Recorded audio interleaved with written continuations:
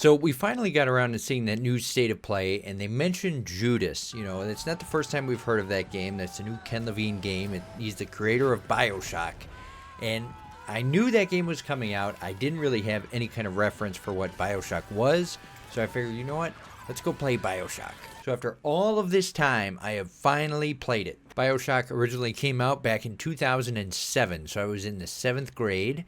And yeah, I have to say, I really enjoyed this. It's a game I've heard about for the longest time. And playing it now with the Bioshock remaster on PS5, you definitely felt that at some points. Like the audio balancing was off. The lack of 3D audio was kind of throwing me. I kept hearing people talk like they were right in the room. And then it turns out they were in the next room over, or they would have this weird sound where they're kind of behind me, but they'd be in front of me. So that kind of threw me off throughout the game, but I did like it, playing through the game.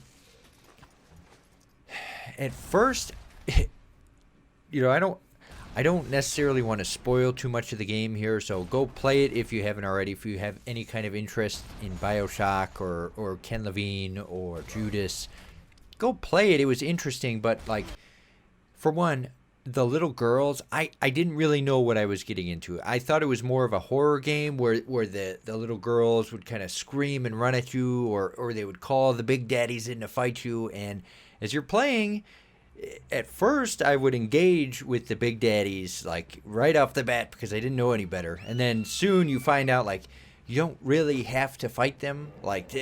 They'll just kind of walk past you. If you get too close, they get annoyed, but if you kind of stay away, you're fine. So I would waste so much ammo just shooting these things and dying, and I started to realize you could just kind of avoid them. But when you do kill a big daddy, you have the option to deal with the little sister. And looking at the girls, they are creepy. They look like zombies. They're possessed. You don't really know what's going on right away. So I just started harvesting them. I figured, I could try to save this little girl. It seems like she's a zombie. There's no way you could save her. She's out of her mind. Something's not right. So I would harvest, thinking at least I'm putting her out of her misery. She's a zombie. She's not human anyways. And then as the game goes on, you kind of find out that's not the right thing to do.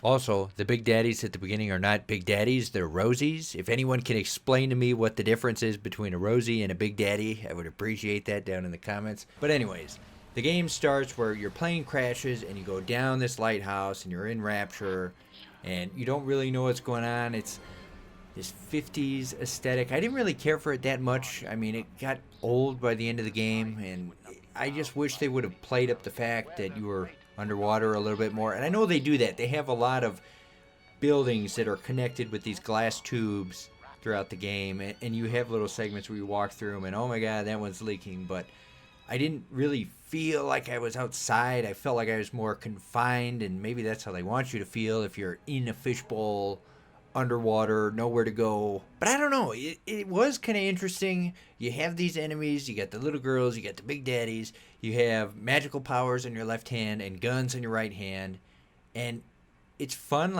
As you go, you find out more and more about Andrew Ryan, and you have all these different characters that kind of reveal themselves as you play along, and it's kind of cool. They keep you on a little hook and kind of stringing you through the story, and the game is basically you're going through Rapture, you're trying to escape, and these people keep manipulating you to do one thing or another, and they keep leading you down until the very end of the game.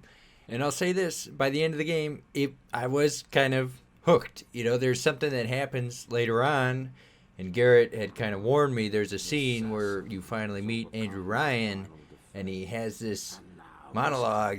And it was pretty dark. It was pretty cool. From that moment, it kind of makes you think back on the whole game beforehand, and you're like, huh, wow, what an interesting twist. So that was really cool. But yeah, the whole game is interesting. It's no secret that I'm not a fan of first-person shooters. Playing through this, it was fun. I can do it. I know how to move the sticks. I know how to shoot the guns and stuff, but I just don't care for it that much.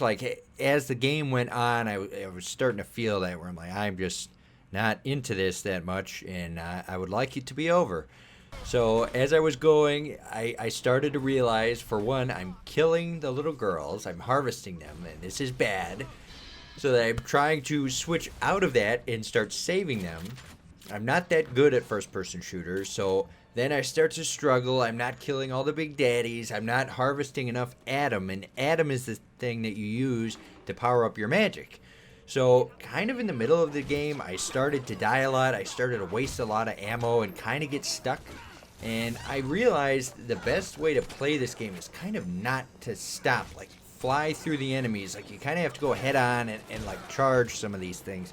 If you stop and worry about every little file cabinet, every little desk, sometimes you'll get killed and it just sets you back and it's not worth it. And I just kept, towards the middle of the game, I decided I'm going to try and save some of these little sisters, and then I realized, you know what, I need all the help I can get. I'm going to harvest all of them. I'm sorry, but that's already the road I've started down. I'm going to just finish down that path. And I'm assuming there's different endings to the game. The ending I got did not seem like it was a good ending, so we'll see how that ties into Bioshock 2 when I get to that eventually. And I'd like to do Bioshock Infinite before Judas comes out, so do all 3 of these games and then play that one. So that's my plan. But yeah, so Bioshock, I don't know. It was a good game. It's very affordable. You can go and get the Bioshock collection right now. You can play through Bioshock, Bioshock 2, and Infinite. I would recommend it. It does feel like it's an old game. This game is almost 20 years old, so I don't know. Just go into it knowing that. But it was fun. I'm not a big shooter guy, so if you're not really into shooters, it might be kind of a slog at some points. But there are things in there to help you through that. I mean, you can search through the little cabinets, and there's little puzzles to figure out, and you have these audio diaries that you can kind of listen to as you're going around exploring Rapture. So it is fun. The story's compelling, and there's a good twist at the end. So yeah, those are my thoughts on Bioshock. Leave a comment down below. Let me know what you think about Bioshock, and are you going to go back and play it leading up to Judas? Until next time, I'll see you later. This video is brought to you by your support on Patreon. Visit patreon.com/GrouchyGus94 to help support the channel.